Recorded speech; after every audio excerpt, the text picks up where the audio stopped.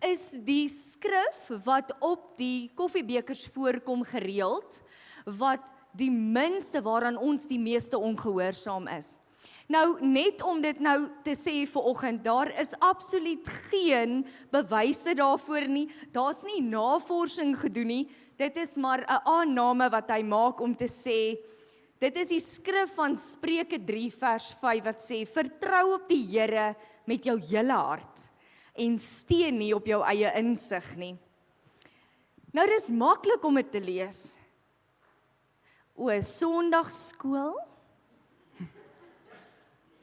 Kan julle asseblief saam met Tannie Joanne gaan? Sy is so opgewonde en kan nie meer wag vir julle nie.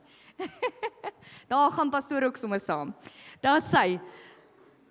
So Spreuke 3 vers 5 wat sê, vertrou op die Here met jou hele hart en steun nie op jou eie insig nie.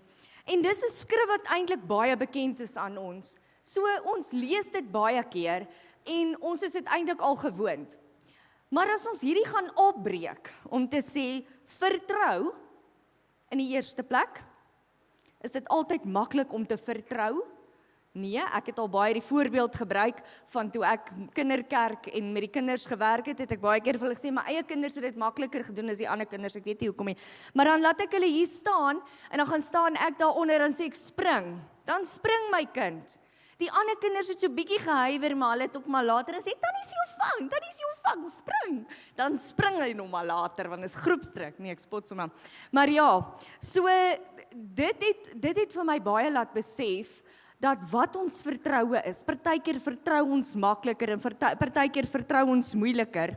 Vertrou nie op myself nie op my eie insigte nie, maar vertrou op die Here. Hoe? Net halfhartig? Nee, met my hele hart. En steun nie op jou eie insig nie. Hierdie is 'n rowwe vers. Want hoekom? Dis vir ons so maklik om op onsself te steun. Dis baie makliker om bekommerd te raak oor iets, as om met jou hele hart te vertrou. Is pastoor nog hier binne? Nie, want ek wou vra, asseblief druk net gou jou ore toe, want hy gaan vir my sê, ek gaan nie name noem nie, Shamaine, so ja, dis baie makliker om bekommerd te wees, as om met jou hele hart te vertrou. En dan nou hierdie. Dit waaroor ons die meeste bekommerd is, openbaar waar ons God die minste vertrou. Nou mag julle eina sê, Tannie Ann. Julle mag eina sê, Tannie Ann sê altyd amen en eina. Maar dis rof om te dink, dit waaroor ek die meeste bekommerd is juis dit, die plek waar ek die Here die minste vertrou. En ek het, toe ek hierdie skrif voorberei, het ek regtig, dit was 'n moeilike week hierdie, dit was besig geweest, daar was min tyd, ek moes regtig hoor by die Here, Here, wat wil U sê? Here, ek vertrou totaal en al op U. En ek was baie bekommerd met baie kere gewees. Want ek het dit so maklik vir myself gevat. In ons elke dag se omstandighede, vat ons dit so maklik vir onsself, maar ek kan vanoggend in alle eerlikheid sê, dat die Here hierdie skrif in my hart geresoneer het, vir myself eerstens, en dan om vanoggend dit met elkeen te deel. En ek kan in alle eerlikheid sê, dat ek glo en weet, dat nie een van ons vanoggend hier gaan uitstap, sonder dat die Here, as jy jouself voorberei het daarvoor, ons het gebid daarvoor, maar dat die Here jou kom aanraak vanoggend oor spesifiek hierdie, soos wat hy my aangeraak het en steeds doen. Ek dink aan die stukkie skrywe wat gehandel het oor die ark, ek het dit raak gelees en verlede week het iemand dit in die bidkamer gedeel en ek het net besef, bevestiging, dis wat die Here wil sê. Maar toe ek die verhaal, dis tog ietsie waarmee ons groot word van so klein af, is die ark, Noag en die ark. En ons konsentreer so baie kere op alles, al die diere wat daar moes ingaan, al die detail om hierdie ark te gebou het, wat presies, God is so 'n God van orde, behalwe dat hy orde hier binne wil hê en by ons wil hê, is hy so God van orde dat hy spesifikasies gegee het. En ek het nou per ongeluk vergeet, ek wou nog weer gaan oplees, hoeveel ton het die ark geweeg? Maar dit was net so ter interessantheidshalwe gewees. Maar so het ek altyd gelees van die ark. En ek lees raak, die ark het nie 'n stuurwiel gehad nie. Nou ons neem dit mos nou aan, maar dit het my so getref. Die ark het nie 'n stuurwiel gehad nie, daai ton, hoeveel tonne ding, het nie 'n stuurwiel gehad nie. Hoekom? Want God was in beheer. Dit was nie nodig dat hy 'n stuurwiel moes hê nie. As ek nou dink, ons het baie jare, naweke, liters en liters brandstof uitgery met 'n motorboot op damme. As ek net vir een oomblik moet indink, hoe dit sou wees, as ons nie 'n stuurwiel op daai boot gehad het nie, of as daar nie 'n propeller was, en 'n fin, wat die rigting aandui waarheen ons sou moes gaan nie. Ons sou seker maar aangery het en kon nie weer terugkom nie. Maar die ark was anders. Ek dink aan 'n video wat mense in die gemeente opgelaai het op hulle WhatsApp status in Desember. En dit was oor 'n kar in Amerika wat self kan ry. Hy bestuur self. So baie van die openbare vervoer gebruik hulle juis dit. Nou dink ek vir myself, kan jy vir 'n oomblik dink hoe dit moet voel as jy in 'n kar ry en jy het geen beheer nie. Jy is nie in beheer van hierdie kar nie. Ek weet nie, ek sal gaan sukkel. Maar ja, dit was vir my interessant, dat die ark nie 'n stuurwiel het nie. En ons lees 'n paar keer, dat Noag vir God vertrou het, net soos dit is. Noag het nooit vrae gevra nie. Noag het God blindelings vertrou, want Noag is deur God 'n regverdige man beskou, en Noag het geweet God is in beheer. Noag het vir God geken, hy het hom vertrou in hierdie proses, in die vervulling van die belofte wat God gegee het. Nou is my vraag vir oggend, in hoe 'n mate vertrou ek en jy God in die rigting en in die vervulling, hierdie proses wat daar is, om in die vervulling van hierdie belofte te kom. Noag het geweet God is in beheer, en hy het hom gevolg en vasgehou aan sy belofte. Maar soms probeer ons om dit te stuur, wat God, wat almagtig is, wat reeds in beheer het en beloof het om dit te dra, probeer ek en jy dit stuur. Ons vat dit uit sy hand uit. Ek dink nou byvoorbeeld vanoggend, en ons gaan 'n oomblik stil staan by die verhaal van Abraham en Sara, en dit begin in Genesis 12, waar God vir Abraham en Sara in vers 2 sê, en die Here het aan Abraham gesê, gaan jy uit jou land, en uit jou familie, en uit jou vader se huis, na die land wat ek jou sal wys. En ek sal jou 'n groot nasie maak, en jou seun en jou naam so groot maak, dat jy 'n seun sal wees. 10 jaar na hierdie belofte, is hulle steeds kinderloos. En Abraham sê vir die Here in Genesis 15, en ek wil sommer vra, as jy die woord met jou saamgebring het, kan jy by Genesis 15 oopmaak, want ons gaan 'n rukkie daar stil staan. Genesis 15 vers 2 sê, Here my God, wat kan U vir my gee? Ek sal kinderloos sterf, en Eliezer, die man uit Damaskus, sal my besittings kry. Abraham het verder gesê, U het nie vir my 'n nageslag gegee nie. 'n Slaaf uit my huis sal my erfgenaam wees. En kyk wat doen die Here. Hy sê vir Abraham om buitentoe te gaan, en hy sê vir hom, kyk op na die hemel en tel die sterre as jy kan. Verder sê die Here vir hom, so baie sal jou nageslag wees. Abraham het toe in die Here geglo, en die Here het dit goed gevind, dat Abraham so volgens die wil van die Here gehandel het. Nou ja, ons ken die verhaal van Abraham en Sara. Tyd het verloop, En het hulle al 'n kind gehad? Nee. En hulle het nou gefrustreerd geraak. Hulle het ongeduldig geraak. Hulle het moeg geraak om te wag op die Here. En dis een van die moeilikste dinge om te doen. Om in God se wagkamer te sit. Een van die moeilikste dinge. Ek lees vanoggend hierdie raak. Die wagkamer is nie straf nie. Dit is intimiteit. Dit is omgee. Dit is liefde. Wag is waar gebed verdiep. Waar geloof prestasie uitskuif. Waar God, hoor hoe mooi, genoeg word vir jou. Selfs voordat die antwoord kom. God se vertragings is nie noodwendige nee nie. Dit is 'n goddelike proses. En die wat op die Here wag, word nie swakker nie. Hulle word nuut gemaak. As jy vandag in 'n wagseisoen is, moenie dit probeer aanjaag nie. Laat God die werk in jou voltooi, voordat hy die werk deur jou vrystel.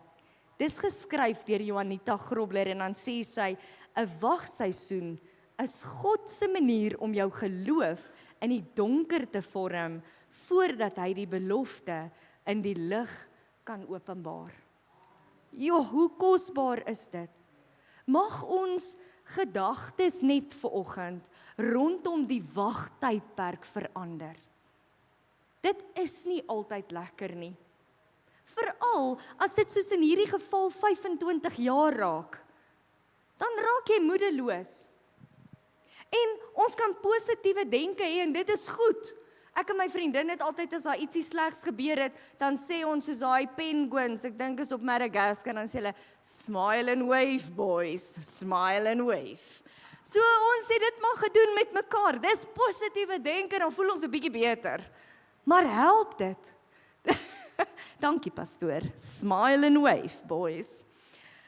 So dis die smile and wave boys effek wat ons het om positief te probeer, maar positiewe denke en geloof is nie dieselfde nie. Positiewe denke werk in situasies waaroor ons beheer het.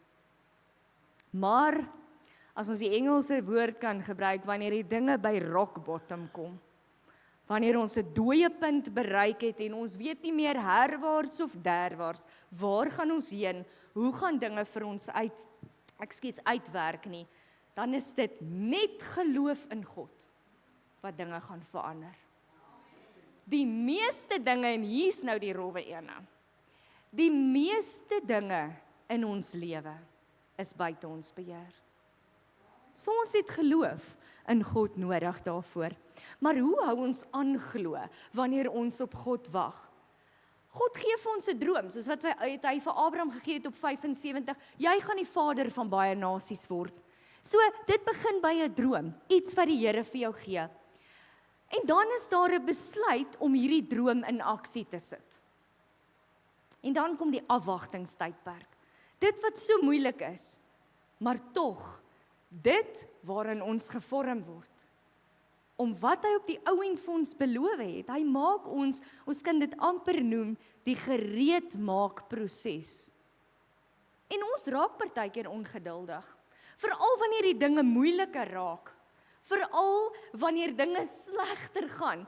Dink jouself vanoggend in, Abraham, vader van die nasies, stap hier in, en ons sê vir hom, Abraham, jy is die vader van die nasies, hoeveel kinders het jy? Geen. OK. Hoe oud is jy, Abraham? Daar's darm hoop. 100. Baie keer lyk ons situasie so. In hierdie afwagtingstydperk gaan dinge partykeer moeiliker en nie beter nie. En dan om steeds in God te vertrou, op hom te vertrou en te weet, soos Noag, God is in beheer. Ek kan hom volg. Maak nie saak wat nie. Nou Abraham en Sara het moedeloos geraak. En hulle maak toe baie foute en ek dink ek het met 'n paar keer sê pastoor, druk net toe jou ore asseblief, want hy gaan my uithaal vanoggend want die Here het regtig met my gepraat deur hierdie skrif. Maar Baie keer, ek is 'n mens van dinge moet gebeur. As ek my hare wil sny, dan moes dit gister al gebeur het. Ek het dit vandag besluit, maar dit moes al gister gewees het. As dinge in plek moet val by my besigheid, dan moes dit gister gewees het. Dis my frustrasie as iemand go slow is. Ek hou nie daarvan nie. Dinge moet gebeur. En hier sit Abraham en Sara en hulle raak moedeloos. En hulle maak foute gedurende hierdie tyd. Hulle besluit, kom ons help bietjie hierdie plan aan. Sara neem die saak in haar eie hande en sy gee haar slaaf Hagar vir Abraham. En hulle seun Ismael word gebore. En die Here sê, dit is Abraham en Sara se seun met wie ek 'n plan het. Nie Abraham en Hagar nie. Abraham het die plan gevolg om 'n seun by Hagar te kry. En toe die dinge begin verkeerd gaan en daar konflik tussen Sara en Hagar is, ek wil nou nie stereotypeer nie of wat, weier hy om betrokke te raak en hy die probleem op te los. Hy los dit nou net so. Hagar hardloop weg van die probleem. So, hier het 'n paar foutjies gebeur. Maar ten spyte, en hierdie was vir my so kosbaar, toe die Here dit vir my wys. Ons dink baie keer ons moet perfek wees om vir die Here te werk. Ons dink baie keer my foute is te groot. Ons dink baie keer, Here, ek kan nie, want kyk my verlede. Here, ek kan nie, want ek het nie hierdie vertroue nie. Here, ek kan nie, want ek het nie die finansiële ondersteuning om hierdie te kan doen nie. Here, ek kan nie, kyk in wat se chaos is my verhoudings. Maar ten spyte van al hierdie foute wat hulle gemaak het, word Sara en Abraham in Hebreërs 11 genoem, in die lys van die mense van die oudheid, waaroor met soveel lof getuig is, as gevolg van hulle geloof. En dan lees ons in 1 Korintiërs 1 vers 26 tot 29.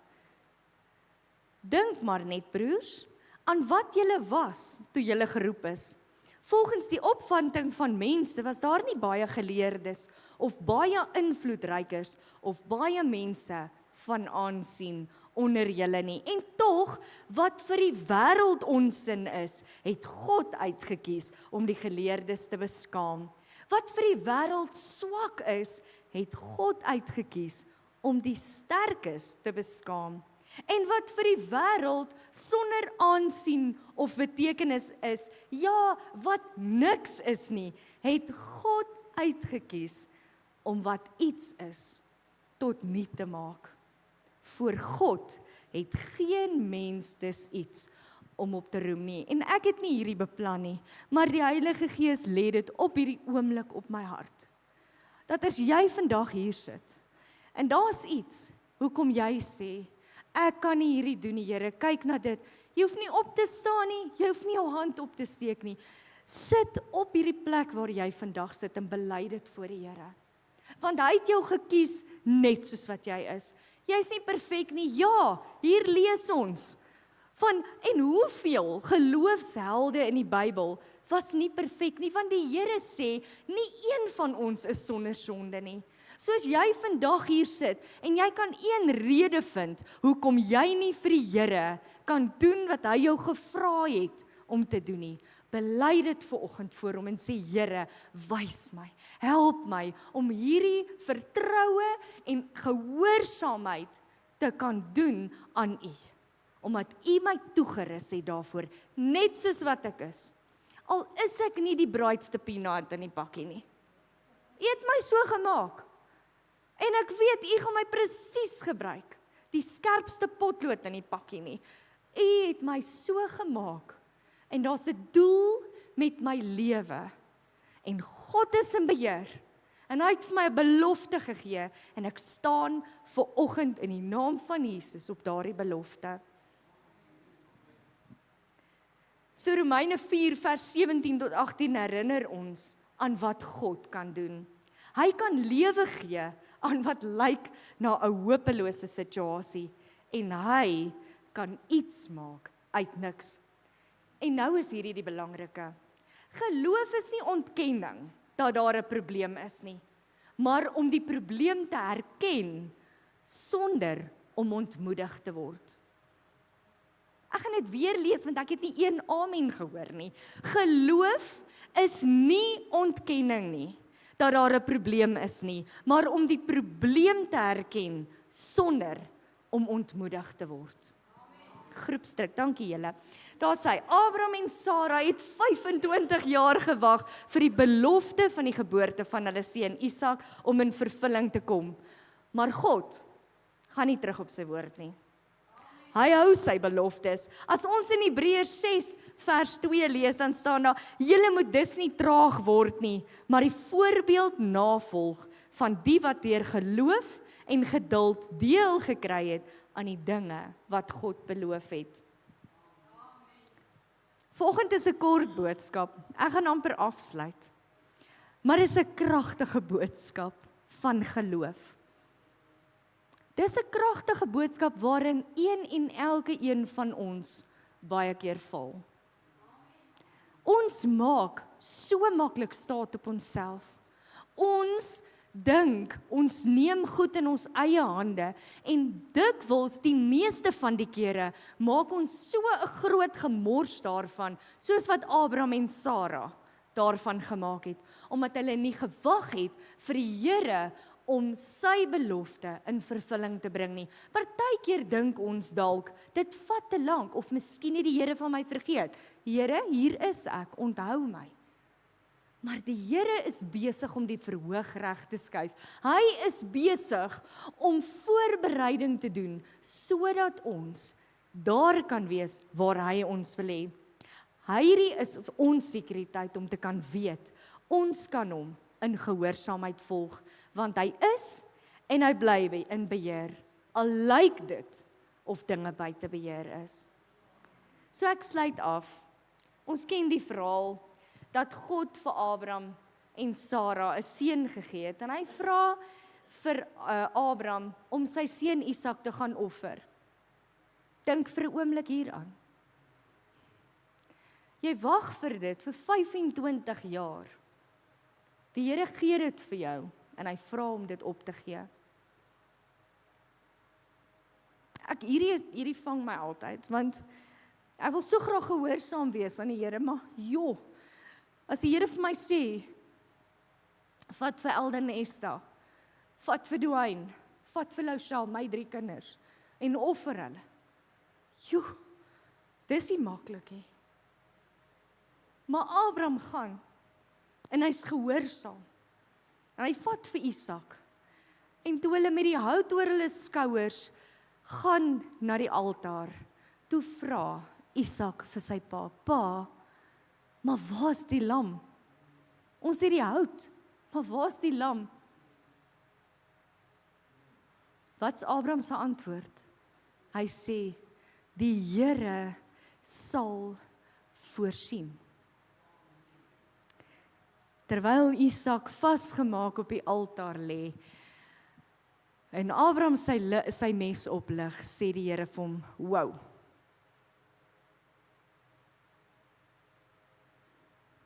Die Here weet wat hy doen. Abraham het soveel geloof gehad, en daarom was hy presies gehoorsaam. Hy het geweet, God is in beheer. Hy het hierdie. Pastoor Vlad sê, God is looking for obedience. He meets us on the altar of obedience, not convenience. So om terug te kom na die ark toe, en hiermee sluit ek af. Noag was nie die kaptein nie. Hy was 'n passasier. God is in beheer. En omdat hy geweet het God is in beheer, was hy gehoorsaam in elke stap wat die Here vir hom gegee het, in afwagting op die vervulling van die belofte wat God vir hom gegee het. En is dit vanoggend my uitnodiging? Wees gehoorsaam in afwagting op die vervulling van die belofte wat God vir jou en vir my gegee het, want hy is in beheer. Amen.